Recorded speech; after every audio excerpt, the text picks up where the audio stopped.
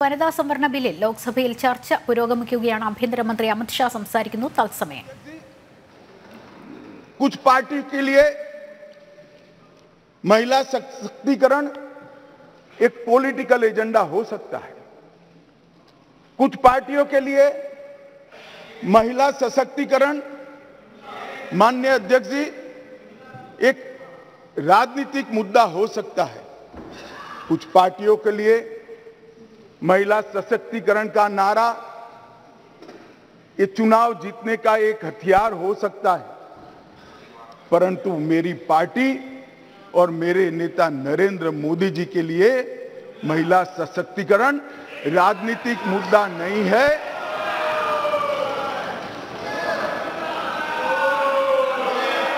फिर से सुनिए, मेरी पार्टी और मेरे नेता नरेंद्र मोदी जी के लिए महिला सशक्तिकरण राजनीतिक मुद्दा नहीं, मान्यता का सवाल है, मान्यता का सवाल। माननीय अध्यक्ष जी, किसी भी सिद्धांत के लिए किसी व्यक्ति या संस्था इसका आकलन करना है कि सिद्धांत के प्रति मान्यता कितनी दृढ़ है, तो कोई एक घटना, कोई एक कदम से नहीं बनाया जा सकता। प्रधानमंत्री नरेंद्र मोदी जी जब संगठन का काम करते थे, भारतीय जनता पार्टी के संगठन महासचिव थे गुजरात प्रांत के, और गुजरात में भारतीय जनता पार्टी की वडोदरा कार्यकारिणी हुई थी। उस ऐतिहासिक कार्यकारिणी में मोदी जी के रोल के कारण ही भारतीय जनता पार्टी के संगठनात्मक पदों में 1/3 रिजर्वेशन माताओं के लिए किया गया, और ऐसा करने वाले मैं गर्व से कह सकता हूं कि मेरी पार्टी सबसे पहली पार्टी है और मेरी पार्टी सबसे अंतिम पार्टी। माननीय अध्यक्ष जी, मोदी जी जब मुख्यमंत्री थे, ढेर सारे लोगों को मुख्यमंत्री रहते हुए ढेर सारी भेंटें मिलती हैं। ज्यादा से ज्यादा सभी लोग इसको तोसा खाना में आरक्षित रखवा देते हैं। मोदी जी ने उस वक्त निर्णय किया था और सार्वजनिक घोषणा भी की थी कि जितनी भी भेंट आएगी उसका ऑक्शन होगा और वो बच्चियों की पढ़ाई लिखाई के लिए खर्च किया जाएगा। माननीय अध्यक्ष जी, सीएम रहते हुए भी उनको प्रधानमंत्री देश की जनता ने चुना। 2014 में उनको प्रधानमंत्री पद के प्रत्याशी घोषित करने के बाद चुनाव हुआ, और 30 साल के बाद इस देश की महान जनता ने पूर्ण बहुमत की एक सरकार मोदी जी के नेतृत्व में बनाने का मैंडेट, और जब सरकार बनाने का समय आया तब मोदी जी का स्वाभाविक था कि मुख्यमंत्री पद से इस्तीफा देना, और इस्तीफा देने के बाद ही वो प्रधानमंत्री बन सकते थे। तो मुख्यमंत्री पद से जब मोदी जी ने इस्तीफा दिया, तब इनके बैंक अकाउंट में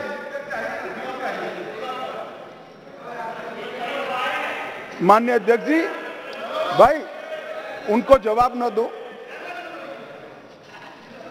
इनके बैंक अकाउंट में जितना भी मुख्यमंत्री की तनख्वाह से और जितना भी पैसा बचा था, वो सारा का सारा गुजरात सचिवालय की वर्ग 3 और 4 के कर्मचारियों की बच्चियों की पढ़ाई लिखाई के लिए। माननीय अध्यक्ष जी, इसके लिए कोई सर्कुलर नहीं था, इसके लिए कोई कानून नहीं बनाया था।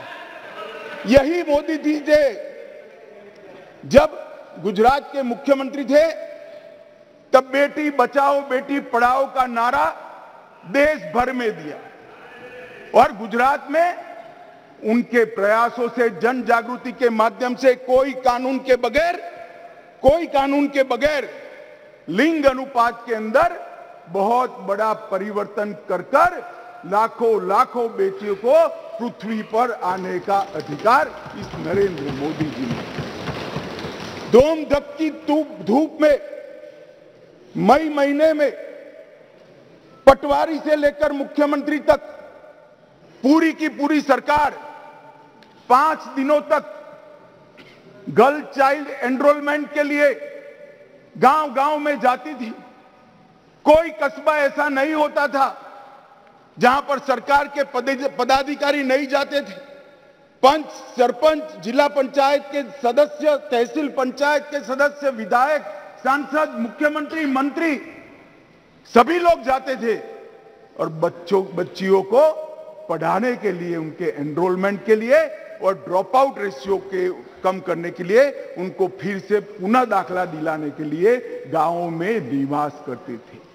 माननीय अध्यक्ष जी, बेटी बचाओ बेटी पढ़ाओ, इसका परिणाम क्या था? एक और तो लिंग अनुपात में बहुत बड़ा अंतर आया और दूसरी ओर कांग्रेस पार्टी जो लेगेसी छोड़कर गई थी गुजरात में, उसमें प्राइमरी एजुकेशन में 37% ड्रॉप आउट रेशियो था और मोदी जी जब मुख्यमंत्री से प्रधानमंत्री बनने के आए तब वो 30% ड्रॉप आउट रेशियो घटकर 0.70%। माननीय अध्यक्ष जी, इसलिए मैं कहता हूं कि हमारे लिए राजनीतिक मुद्दा नहीं है, हमारी मानवता का मुद्दा है, हमारे स्वभाव का मुद्दा है, हमारी कार्य संस्कृति का मुद्दा है। माननीय अध्यक्ष जी, जहां तक नरेंद्र मोदी जी की केंद्र में सरकार बनी, ये कह रहे हैं कि पहले भी हुआ था, पहले रोक लिया गया, ये सब बातें तो मैं बाद में बताता हूं। परंतु ये जो महिला सशक्तिकरण की बात है, ये संविधान संशोधन से जुड़ी हुई नहीं है। महिलाओं के लिए सुरक्षा, सम्मान और सहभागिता, ये तीनों चीजें जिस दिन मोदी जी ने इस देश के प्रधानमंत्री पद का शपथ लिया, जिस दिन से भारतीय जनता पार्टी की सरकार बनी, इस सरकार का श्वास और प्राण दोनों बने हुए हैं। माननीय अध्यक्ष, कई ऐसी चीजें हैं जो हुई है। आज मैं कहना चाहता हूं माननीय अध्यक्ष जी, जिस दिन मोदी जी इस देश के प्रधानमंत्री बने, इस देश के 70 करोड़ लोग ऐसे थे जिनके घर में बैंक अकाउंट नहीं था। मोदी जी ने जन धन योजना चालू करी, बैंक अकाउंट खोलने का अभियान चालू किया, 52 करोड़ बैंक अकाउंट खोले गए और 52 करोड़ बैंक अकाउंट में से 70% बैंक अकाउंट माताओं के नाम से खोले गए। माननीय अध्यक्ष जी, माताओं के नाम से आज महिला सशक्तिकरण हुआ। सारी योजनाओं का जो पैसा जा रहा है, माननीय अध्यक्ष जी,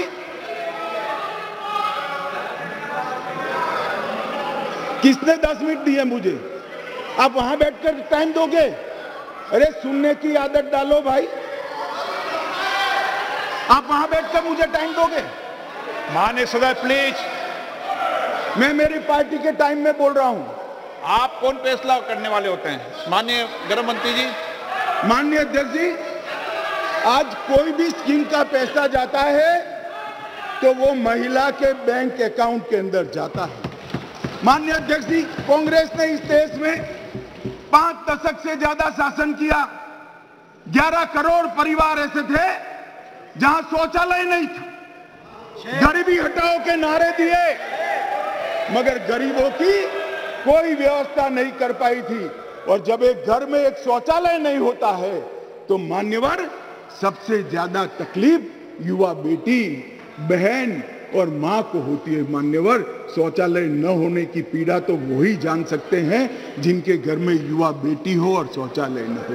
11 करोड़ घर ऐसे थे जिनके घर में शौचालय नहीं था। मोदी जी ने पहले 5 साल के अंदर ही 11 करोड़ 72 लाख। सदन की सहमति हो तो इस विधेयक के प्रस्ताव को पारित होने तक और चर्चा होने तक सदन का समय बढ़ाया जाए। माननीय गृह मंत्री जी। मान्यवर, ये 11 करोड़ 72 लाख शौचालय बने, किसका एम्पावरमेंट हुआ?